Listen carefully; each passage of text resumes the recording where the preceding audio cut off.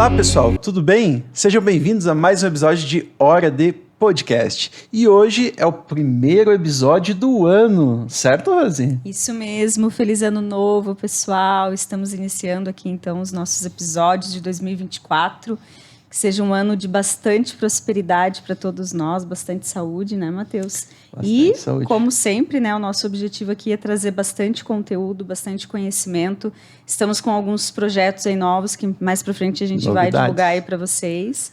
Mas a ideia principal se mantém, né, que é o conteúdo de qualidade, a informação, é conhecimento para todos os nossos ouvintes aí. Então, sejam bem-vindos ao nosso 2024. Exatamente. Espero que vocês já tenham se preparado 2024, feito o planejamento de vocês para esse ano que já começou. E hoje a gente vai falar sobre um tema que tem a ver com o verão. O verão agora está rachando, né? Está extremamente quente. Tá Nossa, a gente aqui no sul eu acho que é um dos verões mais quentes que a gente está tendo. Então, tá sofrido. E por causa desse calor, a gente trouxe uma convidada especial para falar dos cuidados que temos que ter com esse calor. Justamente os cuidados com a pele, que é um dos lugares mais importantes e um dos lugares mais afetados pelo calor. Então, pessoal, conosco hoje temos a doutora Cristina. Tudo bem, doutora? Olá, tudo bem? Obrigada pelo convite, é uma honra participar aqui do Hora de Podcast. Seja muito bem-vinda. Obrigada. Então, doutora Cristina, seja bem-vinda, né? Vamos falar um pouquinho dos cuidados com a pele no verão. E eu gostaria que você iniciasse, então, se apresentando para quem está assistindo, para quem está ouvindo aí, falando um pouquinho da tua formação, das cidades aí que você morou, que a gente já sabe, né? Em off, a gente já estava conversando algumas cidades, tua especialidade, então se apresenta para nós aí. Eu sou natural de Urubici, aqui na Serra Catarinense, né? Morei lá até os 15 anos, meus pais moram lá até hoje ainda. E aí eu fiz minha faculdade de medicina na Unisul, na Pedra Branca, né? Em Florianópolis. E aí depois eu fiz a minha especialização em dermatologia no Hospital Federal da Lagoa, no Rio de Janeiro. Morei lá por 3 anos, sempre gostei muito de dermatologia. E dentro da dermatologia, me encantei com a área de cirurgia dermatológica. E aí eu decidi fazer um fellow, que é uma subespecialização em cirurgia dermatológica. E aí eu fui para São Paulo, fiquei mais 2 anos lá, 1 ano trabalhando e 1 ano fazendo esse fellow. Sempre tive o interesse e a vontade de voltar aqui para a região. E aí eu voltei para Lages e desde março de 2023 estou aqui na região e estou muito contente, muito feliz. E aonde que você está atendendo, doutora Cristina, para o pessoal aí? Aqui em Lages eu atendo na clínica Laderme, que é uma clínica, né, que já tem outras 3 dermatologistas, a doutora Heloísa, a doutora Rafaela e a doutora Rúbia. E em Urubici eu atendo também, que é minha cidade natal, atendo 2 finais de semana no mês lá em Urubici também. Ah, legal. Urubici é uma cidade muito querida, né? Muito bonita também, principalmente no inverno. Nossa, totalmente. A gente já foi pra lá algumas vezes, né? A gente tem um carinho pela cidade. É uma cidade muito legal, muito charmosa. Doutora, antes de entrar nas perguntas aqui, o que é dermatologia? O que o dermatologista faz? O que seria essa especialização? Certo. Então, é a especialidade médica responsável pelo tratamento das doenças que acometem a pele, unhas e cabelo, né? Então, todas as doenças de pele, unha e cabelo compete ao dermatologista. E dentro das especialidades médicas, a dermatologia é aquela que tem o maior número de CID registrados, que são as doenças, né, registradas. É que tem o maior número de doenças registradas é a dermatologia. E é uma especialidade bem abrangente. Então, a gente atende doenças inflamatórias como psoríase, dermatite, acne, situações estéticas também, né? A gente faz muitos procedimentos estéticos. E a parte de tumores também, né? De câncer de pele. E é uma especialidade bem ampla que eu sou apaixonada. Eu já ia fazer uma pergunta meio fora de roteiro, justamente isso. Por que escolher dermatologia? Eu acho que o principal é isso de ser muito dinâmica, assim, né? E a gente conseguir conciliar essa questão clínica das doenças com a parte cirúrgica, né? Então, a gente consegue, atende consultório, faz procedimento cirúrgico de tumores, né? De câncer de pele, faz procedimento estético. Então, é uma especialidade muito dinâmica. E quando eu rodei nessa especialidade durante a faculdade, eu já me encantei de cara. Legal, bem relevante, né? Pelo que você falou aí de números de doenças e tudo mais. Então, realmente, bem importante. E agora já entrando propriamente no tema, né, do episódio de hoje, doutora Cristina. Agora no verão, quais são os principais cuidados que nós devemos ter com a nossa pele? Certo. Então, assim, o principal e o mais básico é a questão do protetor solar, porque no verão a gente sabe que é a época do ano que tem uma maior incidência da radiação ultravioleta, tanto ultravioleta A quanto ultravioleta B, que causa inúmeros prejuízos para a nossa pele. Então, o protetor solar tem que ser o nosso principal aliado, né? Aplicar todos os dias, reaplicar se for ficar exposto ao sol, né, durante o dia todo. Além do protetor, a gente tem que lembrar sempre de usar chapéu, boné, viseira, principalmente aqueles pacientes que já são calvos, não tem tanto cabelo, o couro cabeludo fica muito exposto e é uma área que a gente vê bastante câncer de pele, então lembrar de se proteger também dessa forma extra, né? Não só com protetor, mas usar uma proteção física. Óculos de sol também é bem importante. E um cuidado também que a gente tem que ter não só no verão, tem que ter no ano todo, mas principalmente no verão, é sempre lembrar de tomar água, né? Aumentar a ingesta hídrica, porque é uma época muito quente, que a gente transpira mais, né? E também hidratar a pele de forma tópica com hidratantes, né? Então, a gente faz a hidratação de dentro para fora, tomando água e aplicando bastante hidratante, porque a gente sua mais e às vezes tem muitos pacientes que a gente vê até no consultório que se queixam de dermatites, assim, nos locais que acaba suando com mais frequência. Então, o uso do hidratante ajuda a proteger também essa pele. Tem uma tendência maior a ressecar, então, a pele. Com certeza, com certeza. Tem bastante gente, puxando ali um pensamento agora, tem bastante gente que também, além do protetor solar, acha que o bronzeador serve para proteger a pele. É real? O bronzeamento funciona também? Como é que funciona isso? Não. Na verdade, a gente tem que escolher só aqueles produtos que estão escritos como protetor solar e não como bronzeador. Tem alguns bronzeadores que vêm com FPS, mas é um FPS baixinho, de 8, 15. E o protetor, para qualquer região do corpo, tem que ser com FPS de pelo menos 30, tá? E tem vários critérios que a gente tem que levar em consideração também para escolher, né, esse protetor ideal. Tá, e falando, já puxando o gancho do Matheus, mas falando do bronzeamento, né? Existe bronzeamento saudável? Porque daí a gente vai amplificar aqui, né? Vamos abrir um leque. Tem o bronzeamento artificial, que as mulheres adoram. Tem o bronzeamento no sol, natural mesmo. Como é que funciona isso, doutora? A única forma de se bronzear de uma forma saudável é usando aqueles autobronzeadores em creme em casa, que a gente aplica em casa e ele vai dar uma cor para a pele. Ele não vai prejudicar em nada a pele. Agora, todo bronzeamento que vem da exposição solar, ele já é prejudicial, porque quando a pele começa a se bronzear, a gente já disse que é quase um pedido de socorro da pele, porque ela já está sofrendo uma certa agressão pela radiação, e aí ela acaba dispersando mais melanina ali na superfície das células, porque essa melanina vai proteger o núcleo das células da radiação. Então, todo bronzeamento que seja proveniente da radiação, e essa radiação ela pode ser tanto do sol quanto das câmeras de bronzeamento artificial, é um bronzeamento prejudicial e que aumenta o risco de câncer de pele. Isso é muito interessante, né? Saber, ouvir você falando isso, que não existe bronzeamento saudável é impactante, eu diria, assim, porque é bem comum, na verdade, né? É bem comum as pessoas buscarem esse tipo de procedimento, seja na praia, quem nunca, né? Quis uma marquinha, enfim. Então, na verdade, é uma defesa do corpo. É uma defesa do corpo, perfeito, exatamente. Eu fiquei pensando, na realidade, eu fiquei associando isso à comida, sabia? Que quando a gente coloca a comida no fogo, quando ela começa a dourar, quer dizer que tá começando a queimar, né? Tá começando a fazer efeito. Quando você falou ali da parte da pele, que quando começa a dourar é que tá realmente fazendo um efeito, eu associei totalmente com isso. E tu já passou por uma situação, né? Nossa, já passei. Queimadura uma solar vez, e tal. a gente foi fazer uma trilha, doutora, e eu achei que tava nublado, né? Não tinha sol nenhum. Isso é interessante. Só falar que também. o erro foi que a gente foi meio-dia. Então, a gente não foi meio-dia, a gente foi de manhã, só que se estendeu e foi até as 2 da tarde. E eu resolvi tirar a camisa. E nessa de tirar a camisa, a gente ficou andando tudo, e eu fiquei tranquilo durante a trilha, né? Mas depois, quando eu saí, começou a fazer bolha. Mas bolha de água extremamente grande, saiu todo o couro das costas, e foi uma situação horrível mesmo. Sim, sim. E já puxando esse assunto, o que tem que fazer para prevenir a queimadura? Bom, para prevenir a queimadura, a gente tem que evitar a exposição, a exposição, né? é. O uso Sem do o protetor filtro, solar ou roupa. Roupa também ajuda na proteção, tá? Nada de tirar a camisa em dias nublados.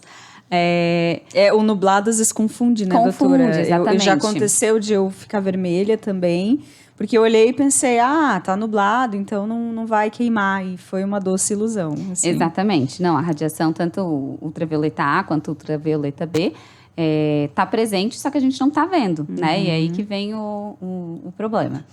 Mas eu me queimei. Tá. E aí? O que eu faço? Primeira situação, ingerir bastante líquido, porque se queimou é sinal de que você já está desidratando. Então, ingerir bastante líquido, né? Tomar banho não muito quente, com água morna para fria, né? E logo após o banho, aplicar aqueles cremes sem cheiro, sem cor, sem perfume, para não irritar essa pele. E de preferência, a gente tem nas farmácias aqueles cremes que vem escrito multirreparação ou creme reparador, que eles têm a função de ser um cicatrizante também, né? Não só um hidratante. Mas isso falando naquelas queimaduras de primeiro grau, que são as queimaduras em que a pele ficou vermelhinha só, tá? Quando é uma queimadura que já formou bolha, aí a gente já está falando de uma queimadura de segundo grau, uma queimadura mais intensa. E aí, nesse caso, o ideal é consultar um dermatologista para a gente avaliar. O que a gente faz em consultório? A gente geralmente aspira o conteúdo de dentro da bolha para tirar aquele líquido e o teto da bolha colabar. A gente não pode simplesmente romper a bolha, porque vai abrir e vai ficar aquela parte de baixo ali exposta. Então, quando a gente aspira de uma forma cuidadosa esse líquido, a bolha colaba e o teto da bolha funciona como um curativo biológico. Então, isso ajuda na cicatrização e evita de entrar infecção mesmo na pele, né? Porque a pele tá com a barreira cutânea ali prejudicada. Isso serve para qualquer tipo de queimadura ou só para solar? Qualquer tipo de queimadura que tenha bolha, né? Queimadura de segundo grau. Qualquer tipo. Exatamente. Então, nada de colocar maisena, Não, nada. talco em pó, nada. Vinagre, eu já vi o pessoal falando Nossa. vinagre. E também nada de entrar no mar, né? Porque depois ele entrou na praia, daí Meu ardeu. Deus. E só uma outra coisa que eu lembrei, quando é uma queimadura de primeiro grau, aquela que fica vermelhinho, a pele começa a descamar, né? Depois de um tempo. Também não é legal a gente puxar essa pelezinha, que é muito comum, dá muita vontade. Exatamente. Porque quando a gente puxa essa pelezinha, a gente acaba expondo uma pele que não estava totalmente pronta para ser exposta e aumenta o risco de manchas também, de deixar uma mancha permanente ali no local. E aí, você falando ali desse procedimento de aspirar, eu imagino que doa bem menos, né? Do que indolor. Quando Não dói nada. Porque quando ela abre, ela fica exposta, né? Então, quando ela, Sim. tipo, se naturalmente, se você raspa ali alguma coisa, ela vai Exatamente. doer E bem quando mais, a né? bolha está muito tensa, ela dói também. O paciente se queixa de dor. Aí, quando a gente aspira, o paciente não sente absolutamente nada.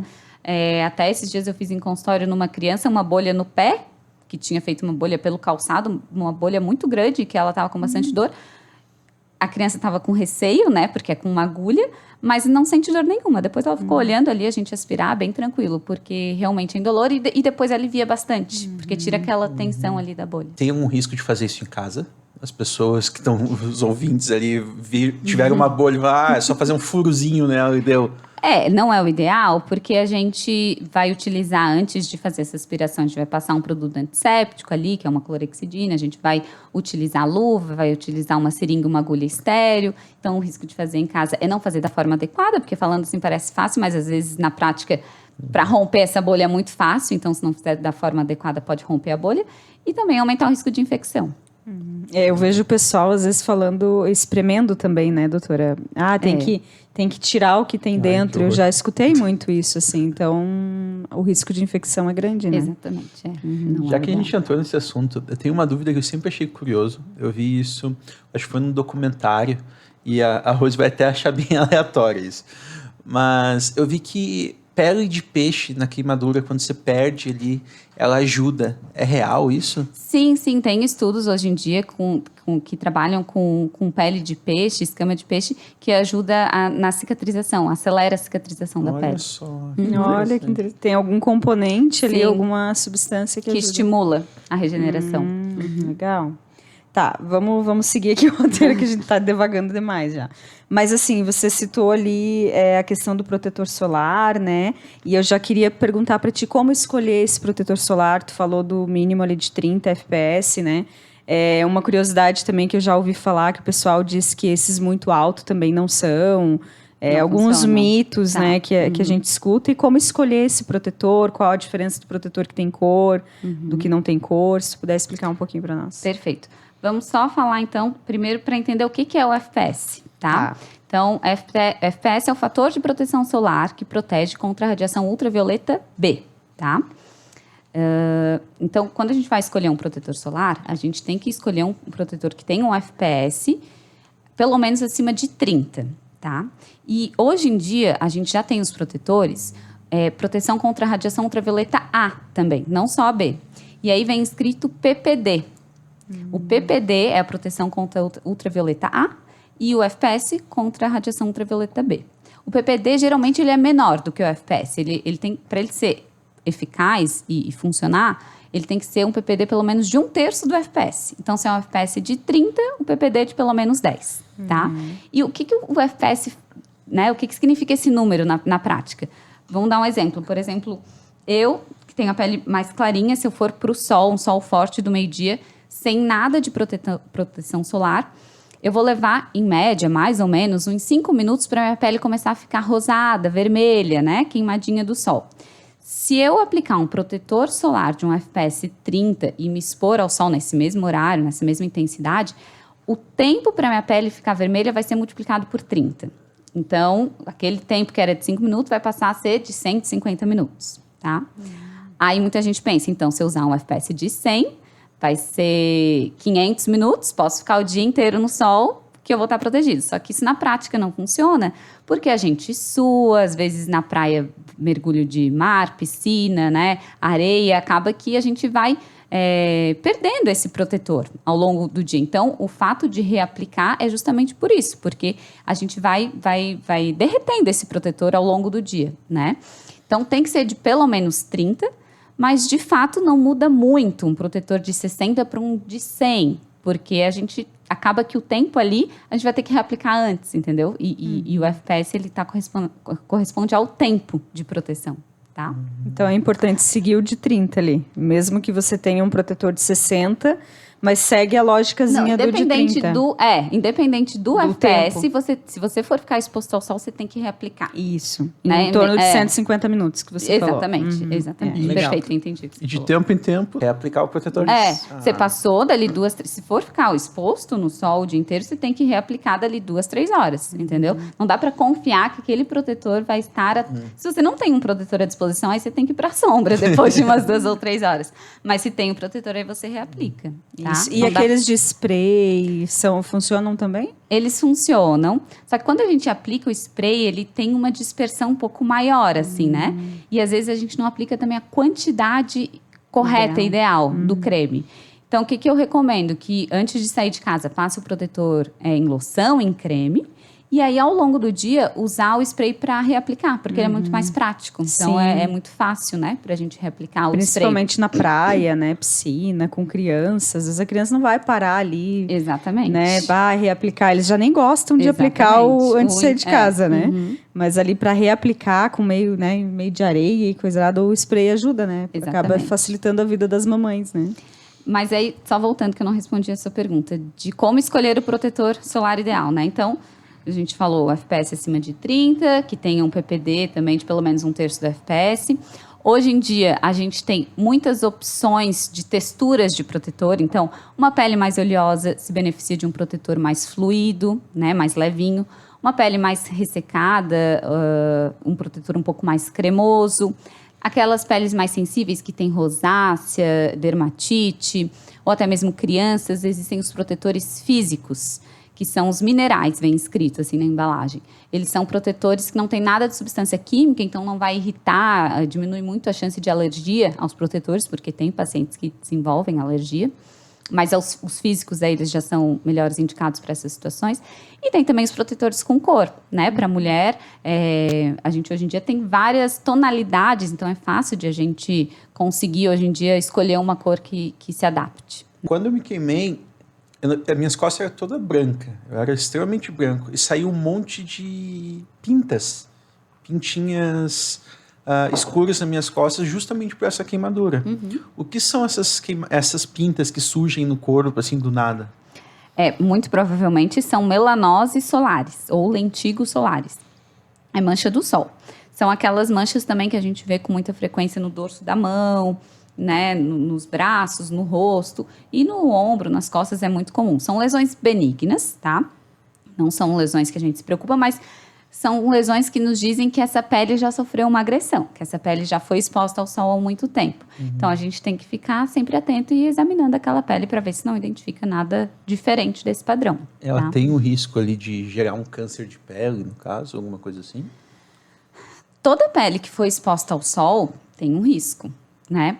E essa exposição, ela pode ser tanto aquela exposição crônica ao longo da vida daquele trabalhador que trabalha na roça, assim, né? Que fica o dia inteiro no sol, quanto aquela exposição que ela é intermitente, porém muito intensa. Então, basicamente, o seu caso, que, né, não se expõe todos os dias ao sol, mas teve uma exposição que gerou uma queimadura intensa de pele.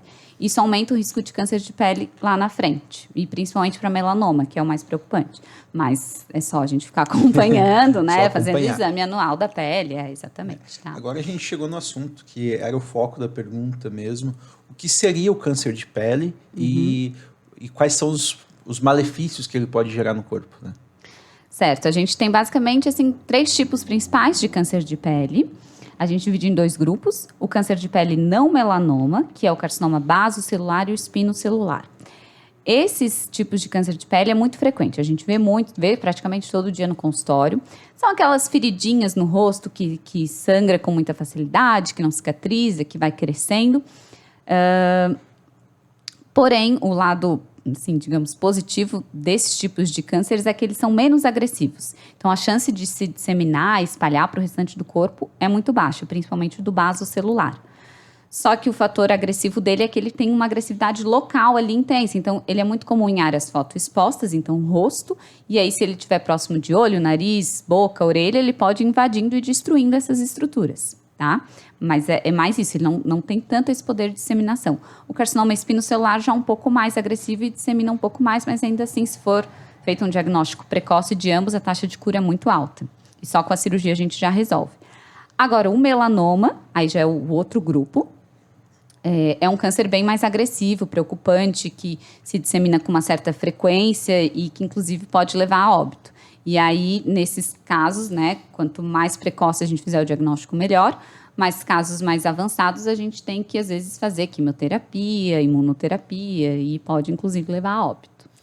Eu acho interessante perguntar isso e ressaltar, porque eu acho que 4 episódios atrás, ou 3 episódios atrás, a gente teve um Novembro Azul e no Novembro Azul foi falado que o principal câncer que mata os homens, principalmente, é o câncer de pele, justamente por causa dessa falta de cuidado que a gente tem com a nossa própria pele, né? Exatamente, o homem se expõe mais e procura menos ajuda, né? E vai menos ao consultório. Então fica o alerta aí, né? Porque isso é Exatamente. estatística. Importante falar.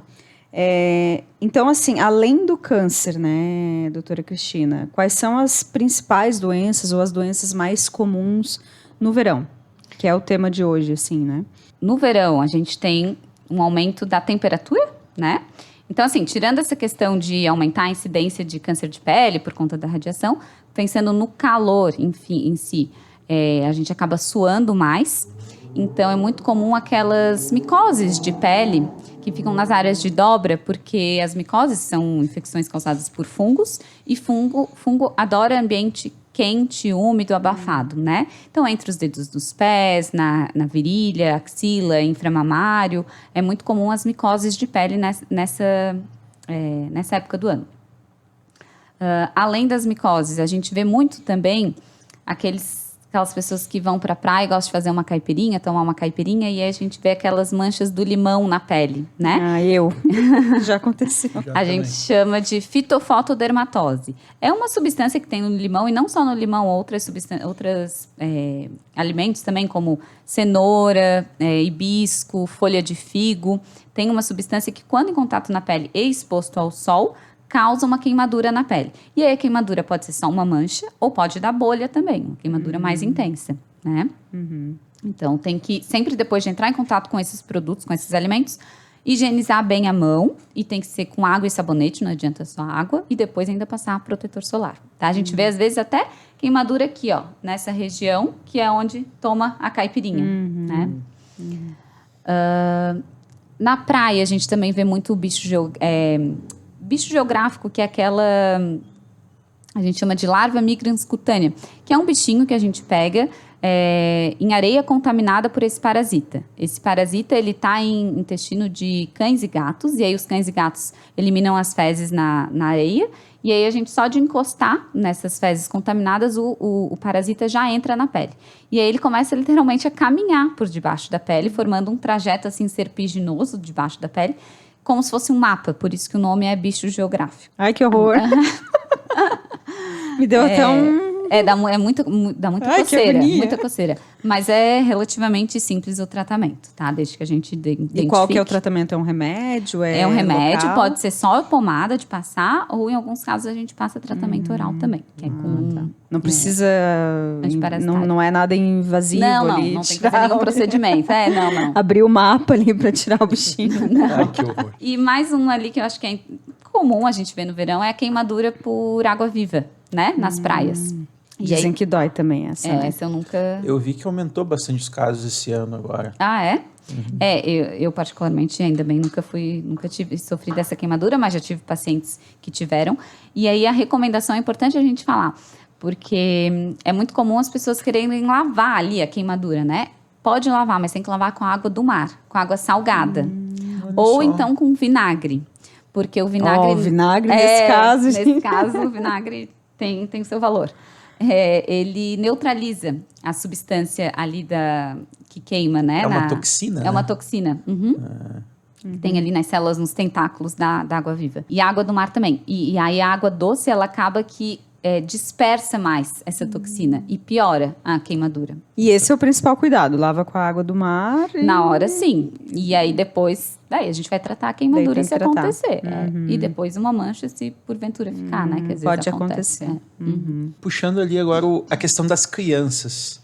Quais são os principais cuidados ali? São os mesmos dos adultos? Tem que ter algum cuidado extra para elas? Número 1 é o protetor solar, né?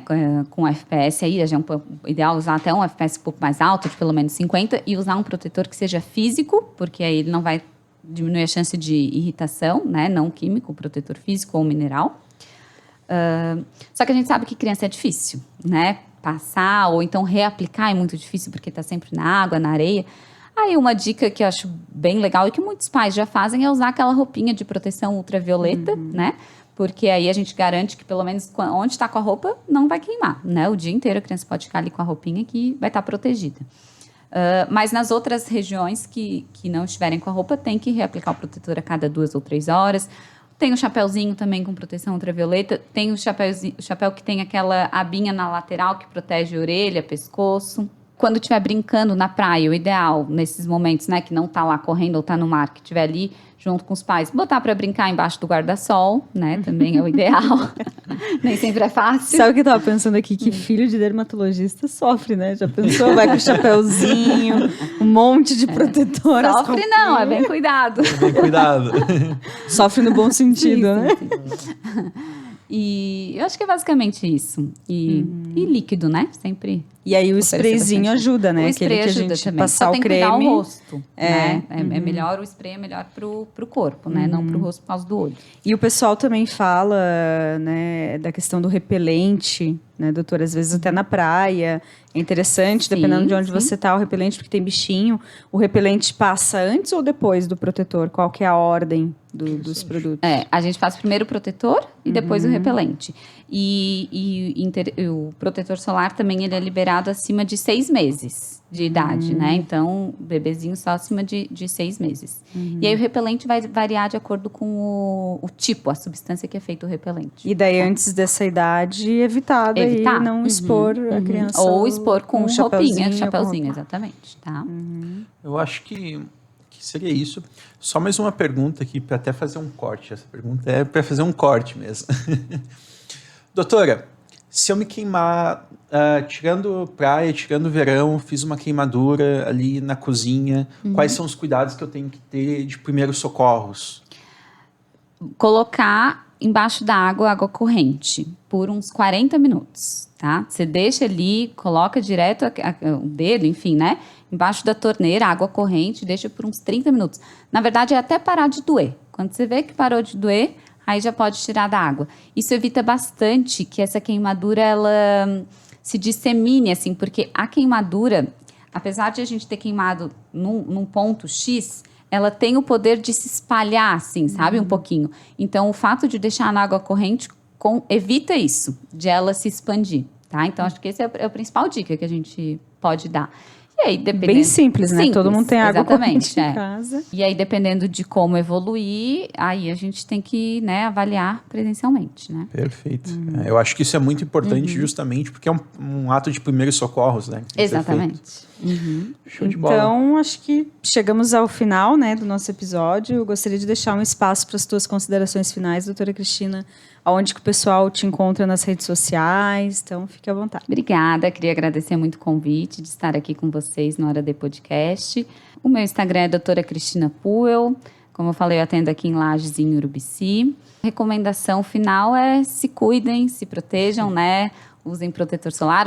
Eu adoro o sol, né? Adoro a praia. Acho que a gente pode aproveitar bem o verão, mas com responsabilidade. Isso é o mais importante. Qual a sua rede social, doutora? Doutora Cristina Puel. A gente que agradece, então, a tua disponibilidade, doutora Cristina, né, o teu tempo aí para estar aqui conosco, trazendo tantas informações importantes, né, para esse período do ano. Acho que os nossos ouvintes aí, os nossos telespectadores saem com muito mais informação desse episódio. Então, só agradecer e agradecer a você que esteve aqui conosco até o final. Então, sigam as nossas redes sociais, faça avaliação lá no Spotify. Todas as nossas redes são @HoraDPodcast. Então, estamos aí no YouTube, no Spotify, no Instagram, no TikTok. O que mais, Matheus? Kawaii. Kawaii. Estamos em tudo, gente. Eu acho que seria isso mesmo. Então, sigam lá. LinkedIn futuramente também, né? Então, caso vocês tenham alguma questão ali ou queiram fazer uma parceria, trabalhar conosco, só mandar lá no LinkedIn. Assim que a gente tiver já tudo certo. Ou no Instagram também. Quiserem mandar sugestão de tema, a gente está bem aberto. Também. Lembrando, pessoal, que as hashtags, os arrobas nossos é com D mudo, né? Então, é Hora D Podcast, com D mudo. Aqui também está o nosso QR Code para vocês seguirem a gente nas nossas redes sociais. E seria isso, pessoal. Agradecemos vocês terem chegado até aqui. E esse foi mais um episódio de Hora D Podcast. Tchau, tchau. Até mais. Tchau, tchau.